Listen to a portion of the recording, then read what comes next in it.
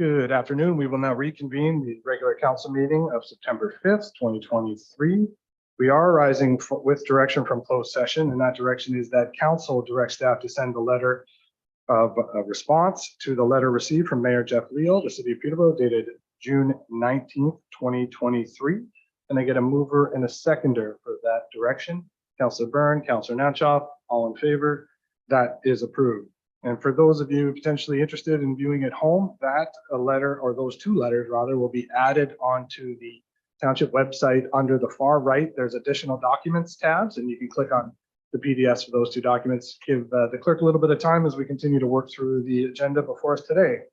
The next item of business is 8.1 on the agenda, the minutes of the regular meeting held August 14th, 2023. Any questions with regards to the minutes? If not, we'll take a mover and a seconder for those minutes.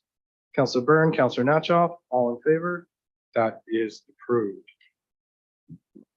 Sorry, those are approved. With that, we'll move to 9.1, the first report on the agenda. Ms. Ayotte, the disposition of land 1 Union Street. Ms. Ayotte. Thank you, Mayor. The report before council is PEB 2023-42, disposition of land for 1 Union Street, with the recommendations that council receive the report for information, that council directs staff to move forward with obtaining a refined reappraisal of the lands at 1 Union Street to reflect the proposed severance.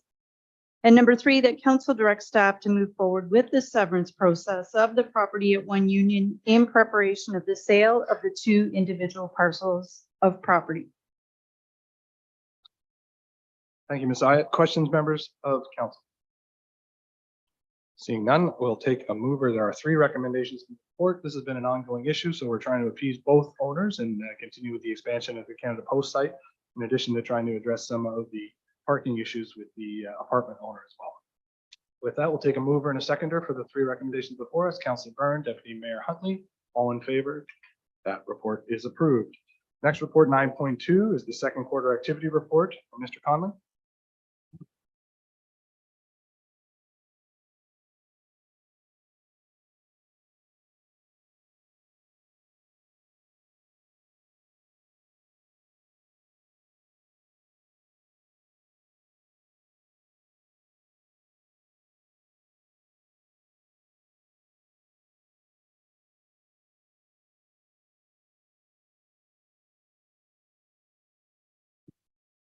Thank you, Mr. Conley. Questions, members of council, with regards to the Q2 report? Councillor Byrne. Through the chair, on the page 20, your chart for year to date, does that reference a particular date in the year to end off Q2? Or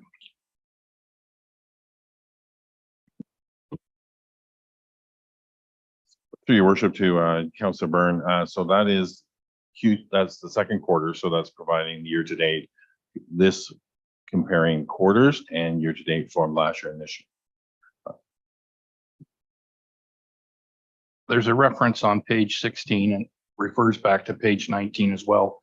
I'm thinking it's just a typo where if one of them tells about it being greater and the other one's talking about being less in comparison to the applications totaling up.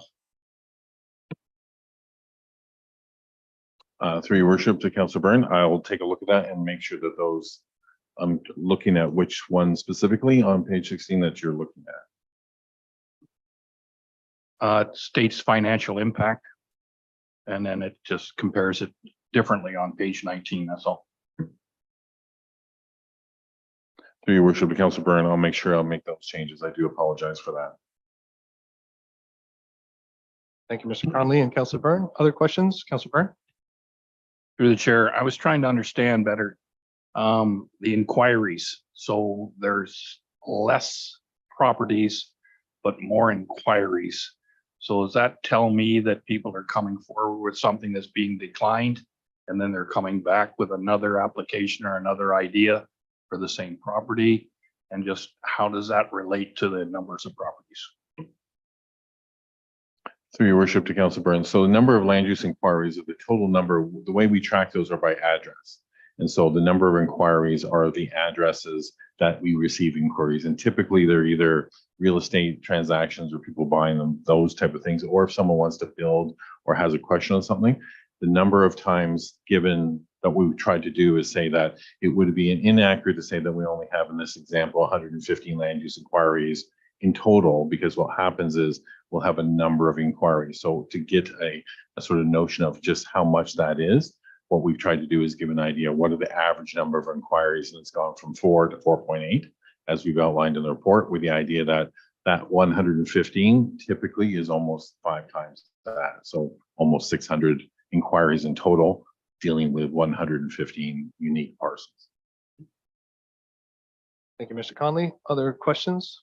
If not, we'll open for a mover and a seconder to receive the Q2 report. Moved by Deputy Mayor Huntley, seconded by Councillor Natchoff. All in favor? That is approved. Moving on, we are at 9.3, Public Works Waste Management 1-year contract extension. Mr. Hancock. Thank you, Mr. Mayor. Through you to council, recommendation before you is that council approve a 1-year contract extension with Withers Waste Management for curbside collection and disposal from September 10th, 2023 until September 10th, 2024. And recommendation number 2, that the clerk and mayor be authorized to sign bylaw 2023-58, being a bylaw to execute the waste management agreement between the Township of Cavan-Monaghan and 233-7700 Ontario Limited, operating as Withers Waste Management. And just for background for council, Public Works has reported on the changing elements that are occurring in the waste management field. We know that recycling is changing at the end of this year, and we've brought that to council's attention before. We also understand the county of Peterborough is reviewing waste collection, and we've indicated that we're not in favor of that, but they have engaged MM Dillon to carry on with that waste management study, so that's still ongoing.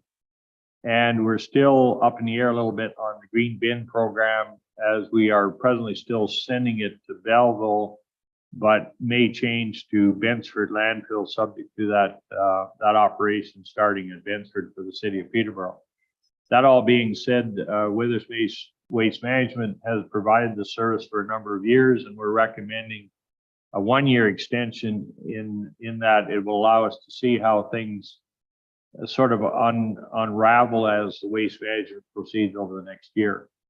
So the budget implications, it looks like we will be within budget in the waste management for 2023, and we will provide further budget information through budget discussions for 2024. But that's sort of a general update, to just so you understand why we're working on 1-year intervals at this time. Thank you, Mr. Mayor. Thank you, Mr. Hancock. One question to some of the components that you mentioned. So just to clarify, Withers is open or understands the potential alteration of utilizing an organics facility if and when it might be completed at the Bensford location. Is that correct? Yeah, Withers are aware of the changes and possible savings to the travel time, and there would be an item in the contract where we have a travel to Bensford, which would be eliminated, to Belleville, which would be eliminated, and they have replaced that with Bensford. So we've accommodated that in the contract. We're just not sure of the start date. Then that leads into my follow-up question. Is there any update? I haven't heard of any update with regards to the construction of that facility. Are you aware of anything with regards to the city as to what the status is, or when the forecast for completion of that facility is? Is it on schedule? Is it, we talk about 2023, 2024. I just don't know where we're at with regards to the construction at this time. Is there an update you're aware of? The update that staff that we received through our waste management committee is the city of Peterborough are still, I would say, geared to start a green bin program as of November 1st. The building and the facility, we're not sure is totally occupiable at this date, and there may be a delay in that start point, but right now they're looking at the end of October, start of November as their green bin program. The county has not come back to us on where the county program is at yet. So we're a little bit in limbo. Thank you, Mr. Hancock, for those answers. Questions, other members of council? Councilor Byrne. Through the chair, when I'm looking at these weekly pickup bins for the transfer station, I'm wondering, is there any data available? It shows that basically 8 bins are being shipped every week. I wonder if that's actually accurate or not. The other thing I was curious about is the tear weights. So when we're going to this green waste collection in Millbrook, which is costing us roughly a little over $100,000 a year, are we seeing much savings in the tear weights going to the transfers or to the Bensford Road Station out of our weekly pickups from what would have been past practice? And I understand that Millbrook's expanding quickly, so it's hard to draw a tight correlation to the two things. But I'm just wondering, are we actually saving real money from landfill, or what's actually going on as far as tear weights? Mr. Hancock. Mr. Mayor, to Councillor Byrne. First of all, the number of bins in the tender is an estimate, so we tend to track them on a monthly basis. And there has, as we noted in December of last year, there was a price per bag put on bags going to the transfer station. We've had a reduction in the number of bins from last year to this year at the same period of time. So there's been a reduction, and they vary depending on the month of the year. But we do have a monthly summary that can be made available of the number of bins that are actually picked up. Now they include not only household waste, they include extra what they call waste, such as drywall materials of different nature. So those so there's been a general reduction in the number of bins overall. We have not separated household waste from the others, but we do have a tracking method on the number of bins picked up at the Cavan Yard. The green bin program, as you know, is operating in Millbrook. It's been successful. I think we've had a number of movements in our industry with clear bags. We're hoping to get the green bins going to Bensford Landfill, which would be more economies. There is a push on the recycling, of course. So I think you're seeing a general trend that the waste overall is going down for the township. The problem with the township's overall numbers is our population has been increasing. So while we can present numbers, we won't necessarily have clear numbers that don't send mixed messages because we have more people that have been coming on board. So that I can provide you with the information, certainly on bins at the yard and certainly on the tonnage that's going to Belleville. It is out of the waste, it is out of our waste line. But as far as overall tonnage for the municipality, you won't see a reduction there because of your general population increase. Thanks, Mr. Hancock. And in addition to that as well, the Molex components at the landfill site that we have here, has there been a good adoption of that process? Because I know the county's subsidizing the cost of the collection from that as well. But I just was curious if those numbers are also included in that sort of summary, and you could share that with all members of council, probably that would be great. I just didn't know if it was included. Mr. Mayor, that information is again available. The Molexes were put in place by the County of Peterborough. The program is, of course, the materials are collected by their contractor, and that information is available through them. So we can provide that also. Yes. Thank you, Mr. Hancock. Other questions? Councillor Edgerton. To you, Mr. Mayor, Mr. Hancock. I see in here this year leaf collection business in here, that the estimated number of stops is 1,350 at $1 a pickup. When I drive around the area for bags set out for leaf pickup, it's very, very skimpy. So like, are we paying $1 for all 1,350 stops that they don't stop at? To you, Mr. Mayor, to Councillor Edgerton, the number of bins in the tender are an estimate. The actual payment you make to Withers is per stop that have bags at it. So they bill you on a per stop location. We seldom get more than several hundred in that line item. but they will bill you per pickup. So the number you're seeing in the bylaw is the estimated tender quantity. And the billable one is one on the invoice that shows the actual stops made. It will not be near the 1,350. Other questions? Deputy Mayor Huntley? Through you, Chair, to Mr. Hancock. With kind of the schedules, there's using the award system, the award numbers. Like, and I know it probably doesn't mean anything to Withers, but for our sake of completeness, should we not be rebalancing that to what our act structures are today?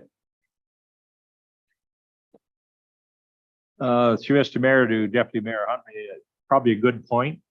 Our original tender, as you know, was set up. It was based on a number of years that was done by the wards of North Monaghan, Cavan, and Millbrook. And you might remember for some time, Cavan never did have curbside collection. So we've modified and moved through the times. Eventually, we still have 2 days of collection. North Monaghan's on Wednesday, Millbrook and Cavan are on Fridays, and we do separate by stop. But at some point, I think probably a good note for future director and future contract that we mold them into one ward or 2 distinct areas. So I think that's a fair comment. So it's probably a fair comment as well, just because of the renewal of an agreement, it would be somewhat complicated or cumbersome to make that adjustment at this time when we're still renewing for the same township-wide service. So whenever we're able to, when the sort of disruption in the industry from recycling and green waste, when these sorts of settle out, we'll be able to pursue a longer term agreement, and those corrections can be reflected in that agreement. Is that a fair statement? I think that's fair, Mr. Mayor. I think you have a number of changes coming forward. So I think as you go forward, the waste management program, you have to understand what's going to happen at the county level. You have to understand what the role the county will play in the green bins. And I think the issue of wards in distinction, we roll that into a better, more wholesome document once we have all the changes kind of in hand. So I think it's a fair comment. Agreed. Thank you. Councillor Byrne? Through the chair, in the agreement with Withers, it talks about her responsibility for basically all the infrastructure, it looks like, for the green waste. So is she on the hook for damaged green box containers and stuff, or who's supplying that as things move forward, the cost of? To you, Mr. Mayor, to Councillor Byrne, there is no, first of all, the original program that was set up being the green bin program, the green bins were purchased and handed out by the municipality, and we do that still for new residents. So that includes the residents. Damaged bins, for the most part, we have a purchase program, so residents have the right to come in with a to purchase a bin that has been damaged through whatever the system is. I don't know that we've had occasion where Withers have actually damaged bins, but I'm sure they would report it, and we would look at that as upon them taking care of that infrastructure. So at this point in time, there is a bin purchase. It's at a reasonable price, and any expansion to the program, I think staff would report back to council on how we handle delivery of new bins going forward. That's the present system. On the blue boxes, again, new residents get 2 new boxes when they move into the area, and replacement boxes can be purchased again through the township or through the county. And that program will change also. Thank you, Mr. Hancock. Other questions? If not, there are 2 recommendations. One, that council approve the 1-year extension with Withers Waste Management for curbside collection and disposal services. And the second being that the clerk and the mayor be authorized to sign bylaw 2022-56, being a bylaw to execute a waste management agreement between the township of Cavan Monaghan and 2337700 Ontario Limited, operating as Withers Waste Management for waste collection and disposal services. I have a mover, Deputy Mayor Huntley, seconder, Councillor Natchoff, all in favor. That is approved. Thank you very much, Mr. Hancock. With that, we'll move on to item 9.4, Parks and Facilities Report 2023-06, demolition of shelter at Maple Leaf Park. Mr. Allison, sir.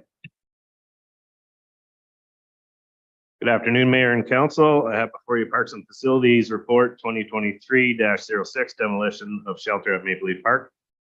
Recommendations are that council direct staff on how they wish to proceed with the demolition of open air shelter at Maple Leaf Park. And that council approve the total cost of $40,434.44, $39,735.10 plus net municipal HST for the demolition of the shelter at Maple Leaf Park as an emergency and time-sensitive purchase by law 2020-22, section 572, and that council authorize the removal of the old shelter building for the total budget of $40,434.44 to be funded by $13,000 surplus from Maple Leaf Park and Old Millbrook School Building Repair and Maintenance, GL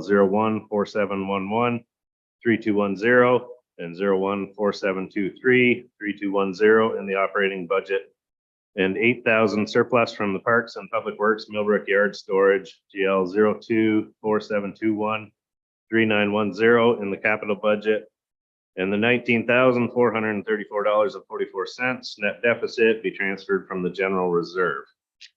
I would like to note that since the report, we have received a quote from Mortlock Construction for the selective demolition of the existing storage building and to maintain the patio structure as per MJ Davenport and Associates drawings. Mortlock's quote has come back at $79,927 plus HST for these works. With the information we have at this time and due to the style of the construction that classify the open air portion as an assembly under the building code, requiring engineered drawings and extensive construction costs, staff's position is to continue with the recommendations presented in Parks and Facilities Report 2023-04, August 14th, 2023. Thank you, Mr. Allison. Questions, members of council, with regards to the contents of the report? Councilor Byrne? Through the chair, in response to the latest estimate from the expert at the consultant for the salvage of some of that structure, for the lack of a sense. Has anybody approached him on what it would cost the taxpayers of Cavan to build a 30 by 40 sunshade rain thing of some nature in the future before we tear this down? Through you, Mayor, to Councilor Byrne. We have not approached Davenport about it, but I can say that we put up a 24 by 24 in Highlands Park open air shelter, and it was $20,533.56 plus HST. Chris, follow up? Through the chair. So you built a smaller one for roughly 20,000. We could save a slightly larger one for 18,000 and change. I'm just having trouble looking at some of this stuff. And the other thing that bothers me a little bit is the fact that it became an emergency. The building itself has been in poor repair for 20 something more years. I think it was. Is there still drawings around from its original construction and what was put into place because it was a community event at the time? I'm just wondering why we need so much expense to support that structure, and Kyle might be a better person to talk to this, but there's no steel beam at the east end of the structure now. They're talking about adding 3 piers and this steel beam, which I just can't see what the demand for that is. I just wonder if you had some clarity on that, please. Yep, through you, Mayor, to Councilor Byrne. Looking at it, generally, it does look like it should be easier, but when you get into the nuts and bolts of it, there's a lot more work in trying to salvage it because they are all steel beams that are running all through it with wood posts. Those steel beams run into the building currently, and currently the existing structure with the brick and everything, that's kind of laterally supporting that entire building. So once you remove that, it becomes a different type of constructed building where you have to have knee bracing and a bunch of other stuff to let it self-support. So under the building code, because it's assembly, obviously I can't do any design work, but our engineer has stated that 3 columns are needed to take on what that current building, brick building, is doing for that structure. So it does need that extra foundation. And it's also kind of not knowing what the current foundation is underneath that shelter. I don't believe we have drawings on it. I haven't seen any. But so a bit of the price, and the price did seem high when it came back, but they do need to go in. They have to have a welder come in, cut those steel beams, because right now they're sitting inside that building and you're not going to be able to take them out at all. So you're going to need to weld cut them, temporarily support those two beams at the end. So then that contractor is going to pull out, the demolition company will come in. It's going to take them a lot longer to demolish this because now they have to be very sensitive about the existing structure, because as soon as they touch any part of that roof, they could wreck it, could knock it over, anything could happen, especially with the concrete below too. They don't want to damage that because it's kind of having a bit of structural integrity there as well. So it's going to take a lot longer for the demo portion, some temporary bracing, some weld cuts, and that's before you even get to reconstructing it. So that's why it ends up being quite a bit more costly. The exact details of why it's so high, I don't know. But it is a little bit more to it than just cutting off one building, demolishing it, and letting it sit there because of the style. I don't know if that answers your question, if you know more detail. Follow up, Councilor Byrne?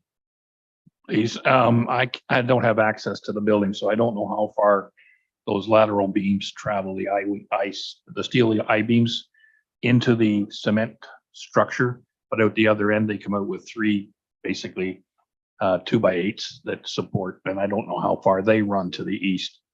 I don't really see a huge problem with that building supporting itself temporarily once the other one's down, to put in some supports for that. But it looks like the staff isn't interested, so I just look at it as an awful waste, that's all. So just for clarity, if I'm just understanding,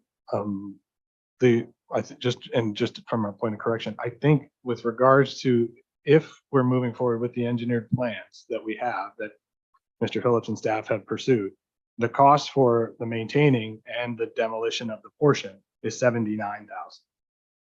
And versus the demolition cost of $40,000. So the cost of maintaining the existing portion is $40,000 more than the demolition cost itself, not 17. Just that's why I just wanted to make sure that we were all clear on. Councilor Byrne? Yes, I was looking at that, but it actually mentions 18,000 part of the structural stuff, the difference to go to support that other picnic shelter was where I was referring it to. Right, and I think that was the engineered estimate before we got the comprehensive report from Mortlock as to what the costing of actually doing work was. The 18,000 was just an engineer saying, this is what my ballpark costs are to do this portion of the work. So what we've got is a quote to actually do the work, and it's not $18,000, it's $79,000 for both pieces. But that being said, I mean, there are 3 recommendations in the report.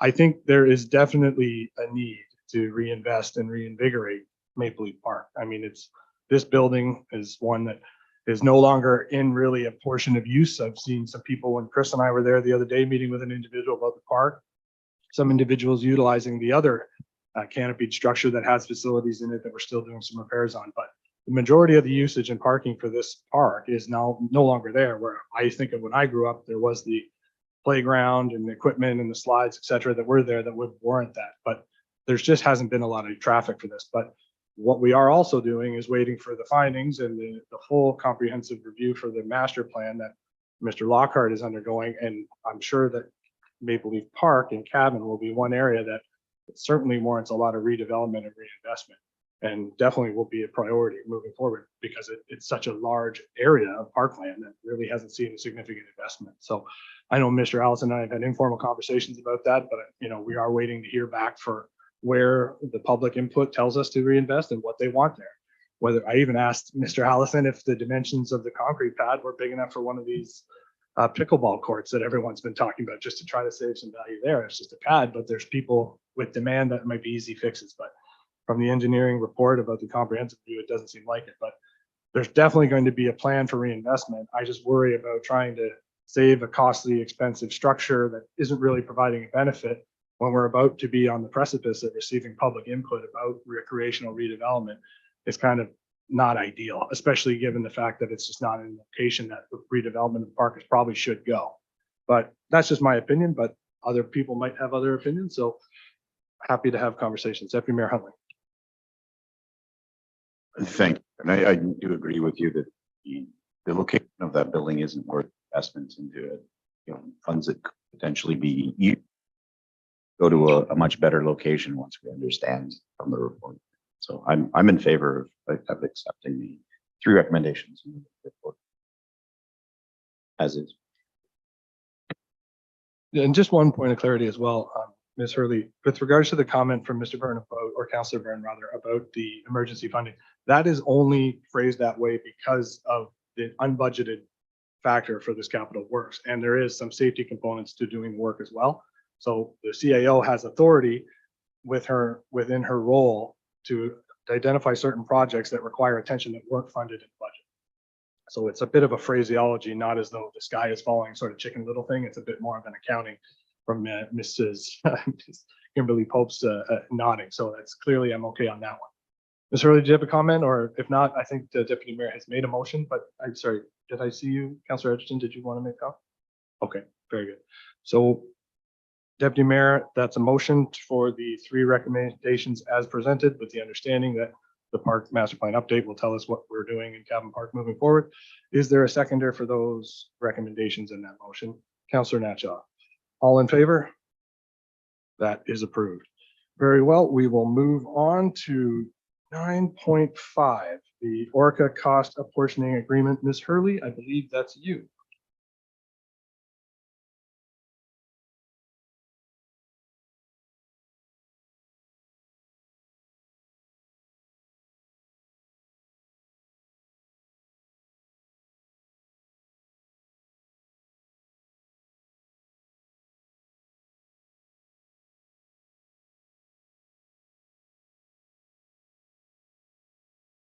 There we go. Good afternoon, everyone. Yes, the recommendations before you for report CAO 2023-05 that council support the Otonabee Region Conservation Authority cost apportioning agreement for category 3 programs and services. And number 2 is that the bylaw number 2023-59 be approved and authorized to the mayor and clerk to sign the cost apportionment agreement for category 3 service and programs.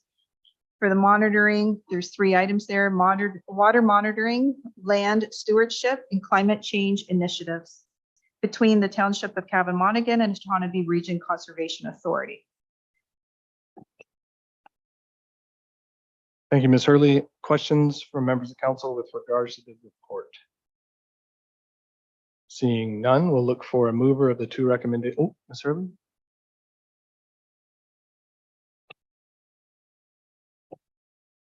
Through you, if I may, Mr. Chairman, I just wanted to bring it to attention that I'd like to add another item number 3, if I may, for your consideration.